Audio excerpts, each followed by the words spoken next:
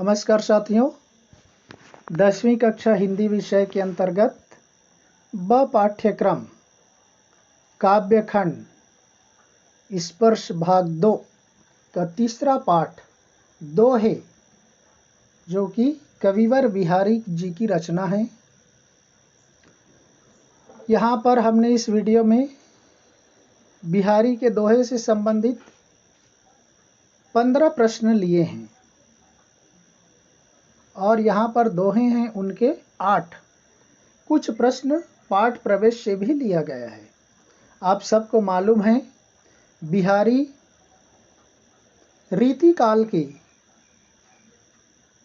प्रमुख कवि माने जाते हैं, सर्वश्रेष्ठ श्रृंगारी कवि माने जाते हैं बिहारी। और उन्होंने अपने जीवन में एक ही रचना की जिसका नाम है बिहारी शतसई। तो यहाँ पर बिहारी जी के संदर्भ में कहा जाता है, मांझी पौंछी चमकाई, युत प्रतिभा जतन अनेक, दीर्घ जीवन विविध सुख, रची शतसई एक। उन्होंने अपने संपूर्ण जीवन काल में अपनी प्रतिभा का प्रदर्शन करते हुए इस लंबे जीवन काल में केवल एक ही रचना की जिसका नाम है बिहारी शतसई, जिसमें लगभग 700 के आसपास दोहे हैं और प्रत्येक दोहे पर जयपुर के नरेश जय सिंह के द्वारा एक एक असरफी प्रदान की जाती थी, गोल्ड की मोहरें प्रदान की जाती थी। इतने प्रभावशाली दोहे हैं। इनके दोहे नीति परक, श्रृंगार परक, लोक व्यवहार और नीति ज्ञान से संबंधित शिक्षा देते हैं। तो आइए चलते हैं बिहारी से संबंधित कुछ महत्वपूर्ण प्रश्नों की श्रृंखला की ओर। Question number 1। Question number 1, Shri Krishna कैसा वस्त्र धारण करते थे? आप सबको मालूम होगा, काला वस्त्र, पीला वस्त्र, नीला वस्त्र, सफेद वस्त्र। उत्तर हो जाएगा ब नंबर, नीला वस्त्र। हमने इसको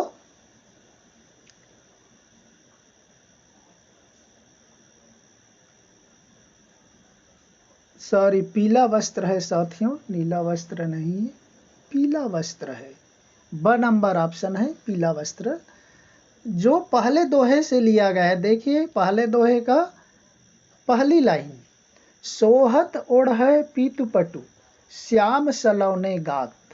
इसके आधार पर लिया है पीतु पटु, पीला वस्त्र धारण किए हुए श्री कृष्ण बहुत सुंदर लगते हैं। उसी के संदर्भ में ये प्रश्न है पहली लाइन का। नेक्स्ट, दूसरा नंबर क्वेश्चन देखते हैं साथियों। श्री कृष्ण के शरीर का रंग कैसा है? काला है, गोरा है, भूरा है, सांवला है? तो यहाँ पहले लाइन में द नंबर देखिए, सांवला। पहले लाइन में ही देखिए, सोहत ओढ़े पीतु पटु तक तो हो गया पहला प्रश्न। दूसरा है श्याम सलौने गात, गात यानी होता है शरीर। उसके श्री कृष्ण के शरीर का रंग है सांवला, श्याम वर्ण का, तो इसलिए ये शरीर का रंग हो गया सांवला। ये सारे प्रश्न इन दोहों पर ही आधारित है। तो यहाँ पर 2 प्रश्न हो गया बिहारी के दोहे की पहली लाइन से। अब तीसरा प्रश्न देखते हैं। श्री कृष्ण के सांवले शरीर की तुलना किससे की गई है? नीले रंग के कपड़े से, नीले रंग के बादलों से, नीले रंग के पर्वत से, नीले रंग के कागज से? उत्तर हो जाएगा स नंबर, नीले रंग के पर्वत से की गई है, जो दूसरी लाइन में है। देखो, मनाओ नील मणि शैल पर, आतप परियो प्रभात। श्री कृष्ण के सांवले शरीर पर पीला वस्त्र उसी तरह से सुंदर दिखाई दे रहे हैं जैसे नीले रंग के पर्वत पर सूर्य की प्रातःकालीन पीली पीली किरणें पड़ने पर जैसे सुंदर दिखाई दे रहा है, वैसे ही सुंदरता श्री कृष्ण के सांवले शरीर पर पीला वस्त्र फब रहे हैं, जच रहे हैं, सुंदर दिखाई दे रहे हैं। तो ये दूसरे लाइन से हो गए साथियों। तो इस तरह से बिहारी के पहले दोहे से 3 प्रश्न लिया गया है, जो कि पूरी तरह से दोहे पर ही आधारित है। चौथे नंबर प्रश्न में देखते हैं क्या है।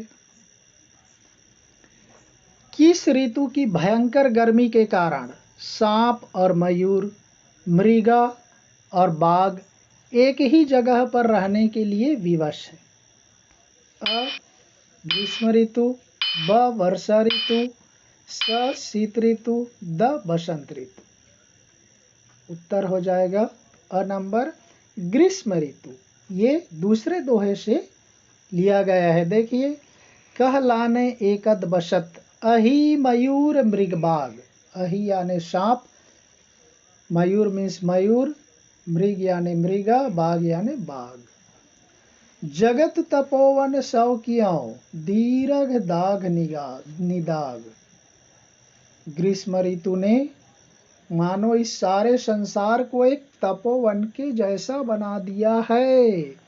इसलिए जो आपस में शत्रुता रखने वाले जीव हैं, आपस में जो दुश्मनी रखने वाले जीव हैं, सांप और मयूर, मृग और बाघ, ये भी एक जगह रहने के लिए विवश हैं, मजबूर हैं।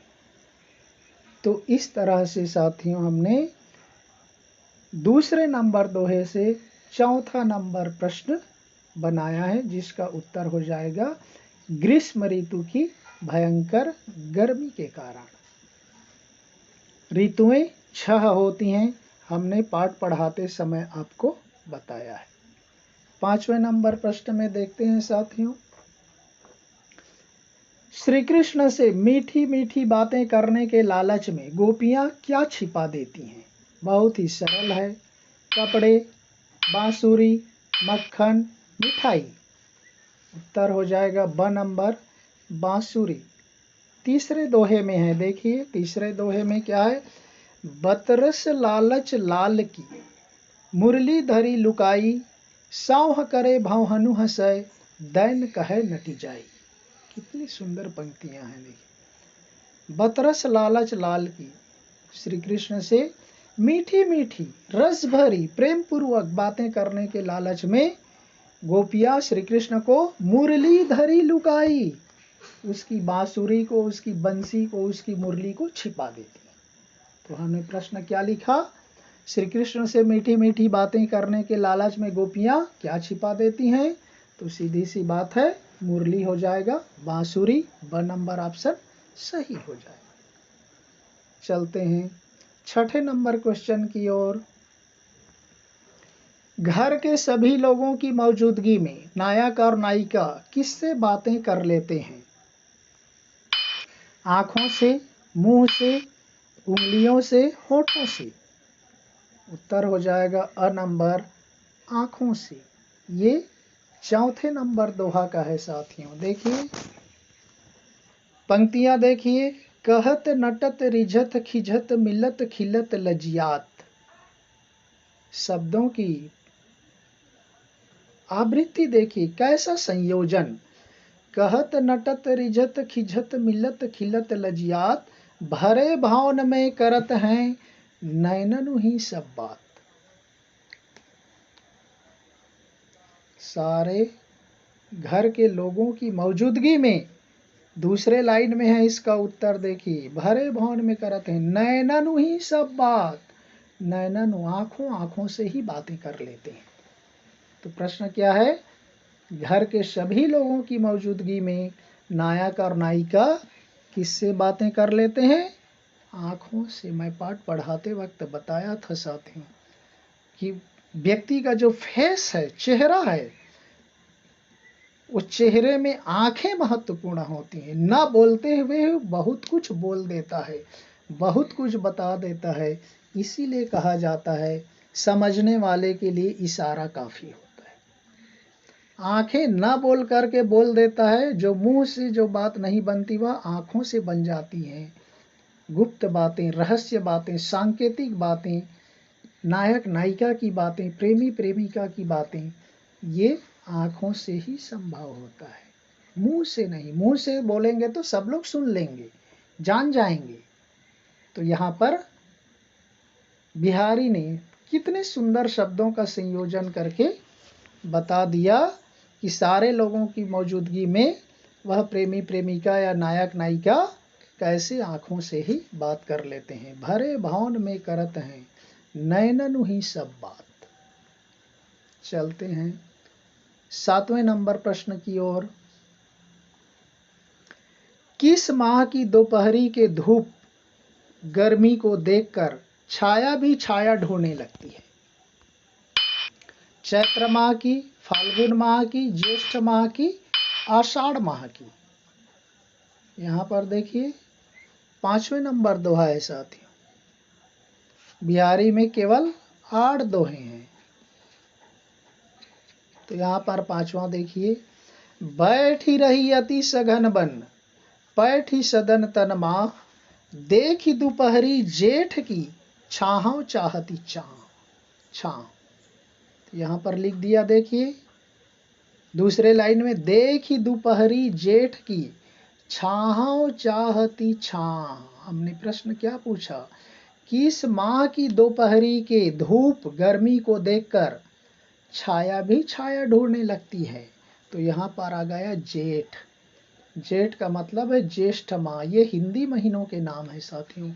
हम जो आज प्रयोग करते हैं जनवरी, फरवरी, मार्च, अप्रैल, ये हमारा नहीं है, भारतीय नहीं है, अंग्रेजी कैलेंडर है, अंग्रेजों का है। भारतीयों का महीना तो चैत्र मास से शुरू होता है। चैत्र, फाल्गुन, वैशाख, ज्येष्ठ, आषाढ़, श्रावण या भाद्रपद, क्वार, अश्विन, कार्तिक, ये इस तरह से शुरू होता है। तो ये जेठ का मतलब ज्येष्ठ माह से है। तो जेठ माह की इतनी भयंकर गर्मी को देख करके मानो वह छाया भी छाया ढूंढने लगती है, और व्यक्ति के शरीर की परछाई ऊपर की लाइन में है, देखिए, बैठी रही अति सघन बन, पैठी सदन तन माह। व्यक्ति के अपने स्वयं के शरीर की परछाई मानो अपने शरीर में घुस जाती है उस गर्मी से बचने के लिए।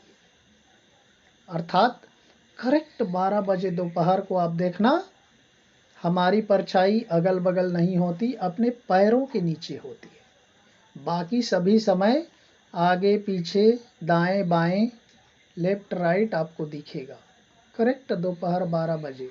और ये समय भी बताता है साथियों। हमारे परछाई जब हमारे पैरों में आ जाए तो समझ लेना चाहिए कि वहाँ 12 बज गए हैं, दोपहर बज गए। नेचुरल वॉच है, प्राकृतिक घड़ी है, आपको घड़ी ढूंढने की जरूरत नहीं है। ये आपको ध्यान रखना है।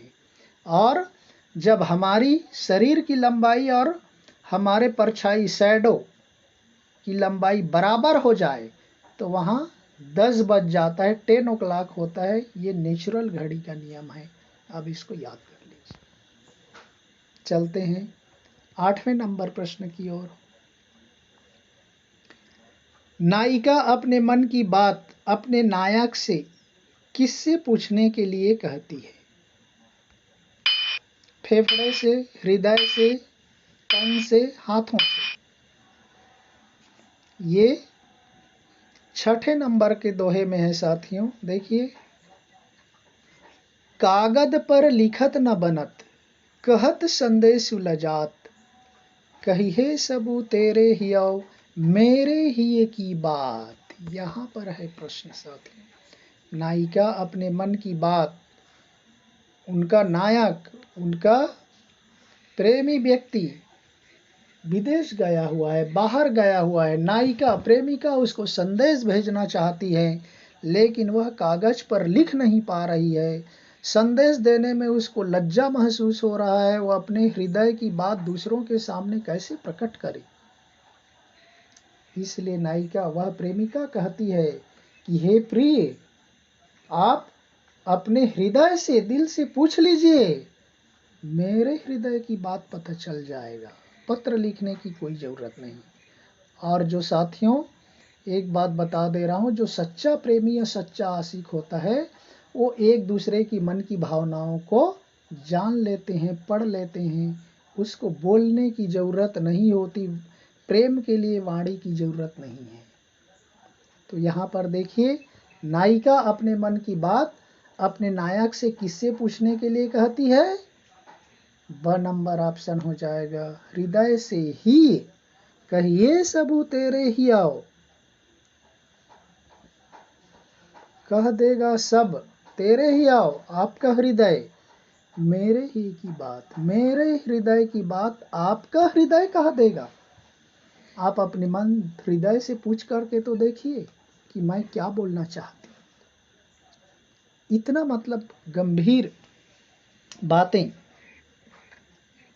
कवि बिहारी इन दोहों में बताते हैं। इसीलिए जयपुर नरेश राजा जय सिंह ने एक एक दोहे पर एक एक गोल्ड दिया। आप कल्पना कर सकते कितना प्रभावशाली और इफेक्टिव है।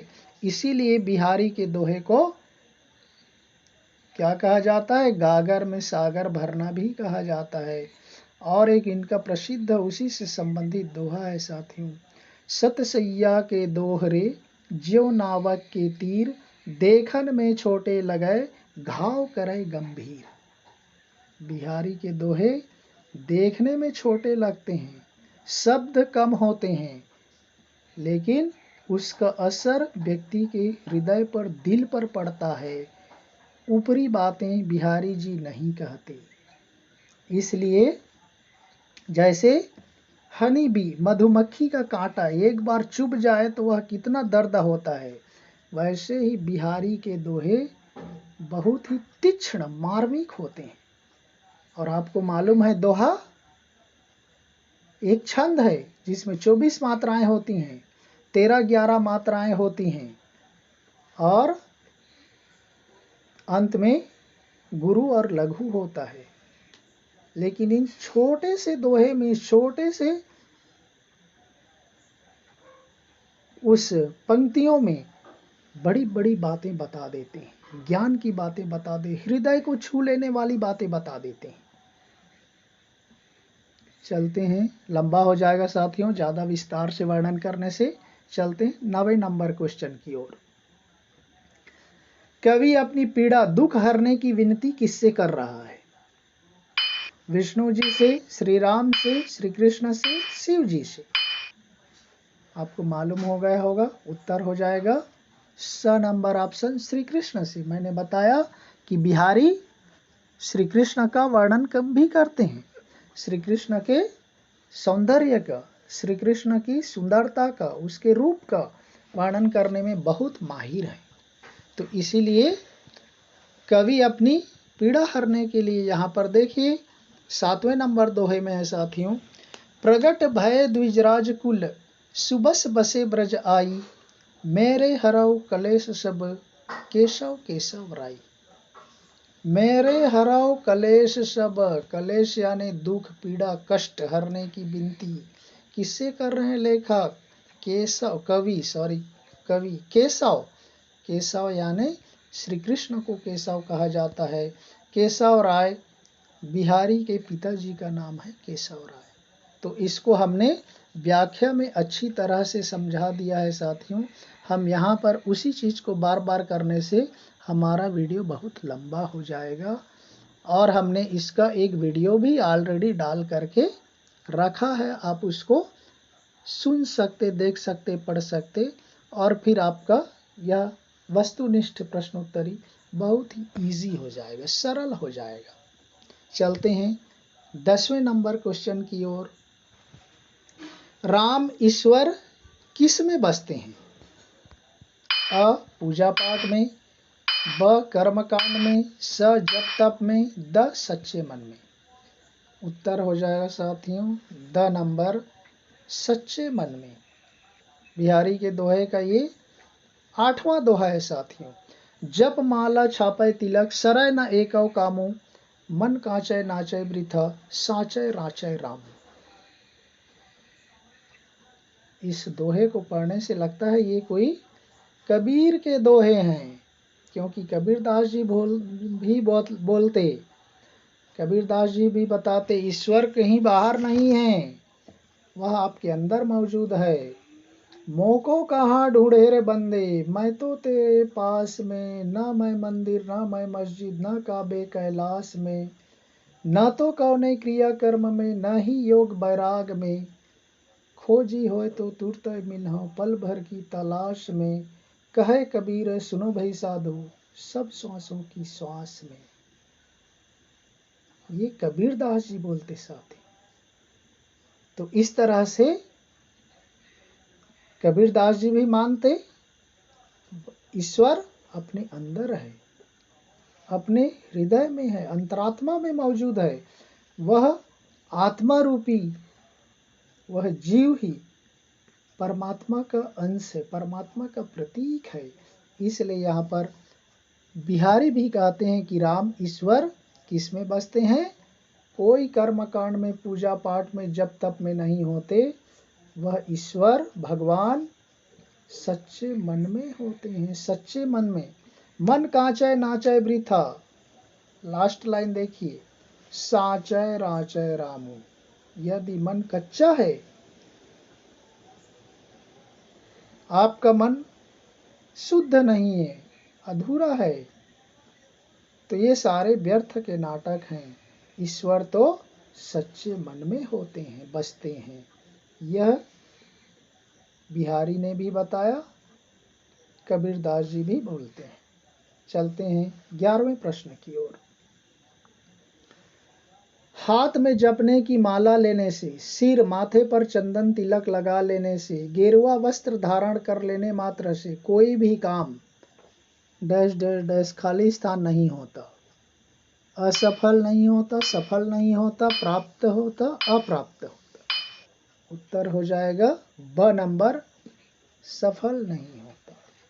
ये यही है साथी। 8वें दोहे का पहली लाइन, जप माला छापे तिलक सरय न एकौ कामू।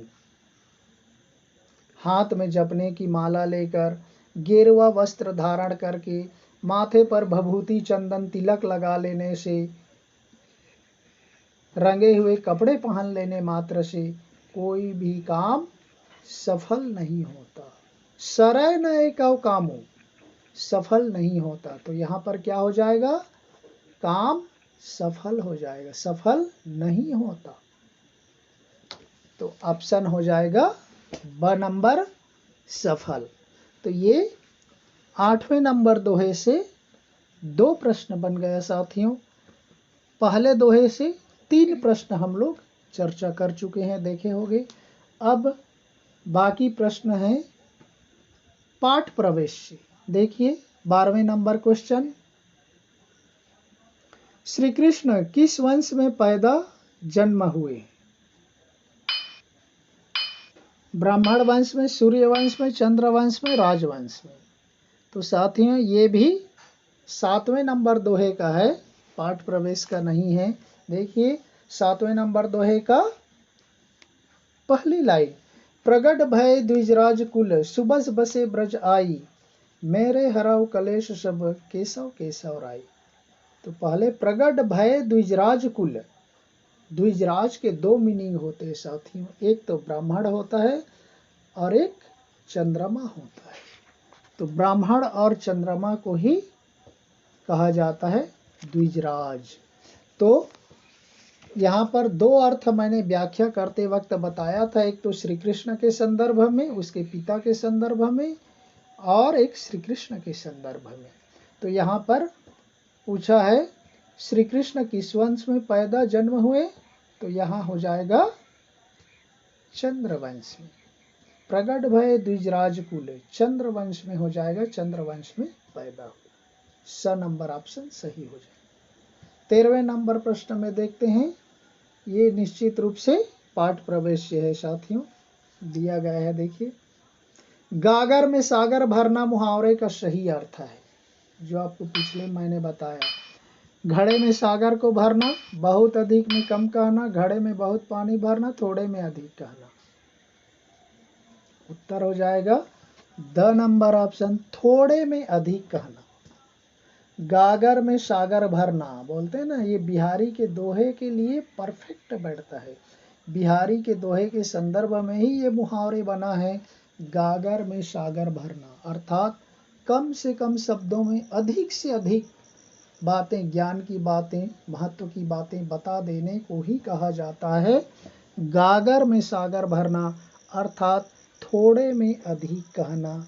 ये बिहारी के संदर्भ में ही साथियों, जो कि आपके पाठ प्रवेश में दिया हुआ है।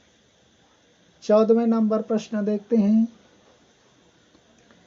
कवि बिहारी के दोहे काव्य की भाषा है, अवधी भाषा, मानक ब्रज भाषा, हिंदी भाषा, संस्कृत भाषा। उत्तर हो जाएगा साथियों ब नंबर हो जाएगा, मानक ब्रज भाषा। ये भी पाठ प्रवेश से लिया गया है, आप देख सकते। बिहारी की ब्रज भाषा मानक ब्रज भाषा है। तो यहाँ पर अवधी भाषा आप सबको मालूम है, सबके बारे में बता देता हूँ। जो रामचरितमानस गोस्वामी तुलसीदास जी ने लिखा, उसकी भाषा है अवधी भाषा। ब्रज भाषा है बिहारी की भाषा। सूरदास की भाषा, सूरदास ने जो ग्रंथ लिखे, सूरसागर, सुरसारावली, साहित्य लहरी, श्री कृष्ण के वर्णन पर पूरा वर्णन उन्होंने किया, सभी ब्रज भाषा में ही मौजूद है। हिंदी भाषा जो आज हम आजकल प्रयोग करते हैं, जिसको खड़ी बोली हिंदी कहा जाता है साहित्य में, वह है हिंदी भाषा। संस्कृत भाषा है साथियों, जो हमारा रामचरित मानस नहीं, रामायण, रामचरित मानस तो तुलसीदास जी ने लिखा और उसकी भाषा अवधी है। रामायण की रचना हुई संस्कृत भाषा में और उसके कवि हैं महर्षि वाल्मीकि, संस्कृत भाषा में लिखा। तो इस तरह से ये भाषाओं से संबंधित अलग अलग ग्रंथों का परिचय आपको हमने यहाँ पर करा दिया। चलते हैं आज के 15वें और अंतिम प्रश्न की ओर। बिहारी के दोहे किसके लिए प्रसिद्ध चर्चित हैं? नीति ज्ञान के लिए, लोक व्यवहार के लिए, श्रृंगारिकता के लिए, उपर्युक्त सभी के लिए। उत्तर हो जाएगा द नंबर ऑप्शन, उपर्युक्त सभी के लिए। ये हमारे पाठ प्रवेश में दिया गया है साथियों। बिहारी के दोहे हम देखें कि किस तरह से, चाहे हम व्याख्या किए उस समय भी और अभी बहुविकल्पीय प्रश्नोत्तरी के समय में भी हमने पूरे दोहों को पढ़ करके बताया किस तरह से नीति ज्ञान के लिए, लोग प्रचलित लोक व्यवहार में प्रयोग किया जाता है और श्रृंगारिकता के लिए जाना जाता है, क्योंकि बिहारी श्रृंगारी कवि हैं, श्रृंगार रस के कवि माने जाते हैं। तो इसलिए ये तीनों बातें, नीति ज्ञान के लिए, लोक व्यवहार के लिए और श्रृंगारिकता के लिए बिहारी के दोहे प्रसिद्ध हैं या चर्चित हैं। द नंबर उपर्युक्त सभी ऑप्शन सही हो जाएगा। तो इस तरह से साथियों हमने यहाँ पर बिहारी के 8 दोहों में से और पाठ प्रवेश में से कुल मिलाकर 15 वस्तुनिष्ठ प्रश्न लिए। मैंने पूरा व्याख्या करके बताने का प्रयास किया और समझाने का भी प्रयास किया, ताकि आपको कोई असुविधा न हो और इससे संबंधित जो भी वस्तुनिष्ठ प्रश्न आएगा आप आसानी से उत्तर दे सकते हैं, चुन सकते हैं। तो चलिए, मैं आशा करता हूँ ये वीडियो आपको अच्छा लगा होगा। आप इसी तरह से हमें मोटिवेट करते रहिए। हम किसी दूसरे पार्ट के वीडियो के साथ फिर प्रस्तुत होंगे। तब तक के लिए धन्यवाद। जय हिंद।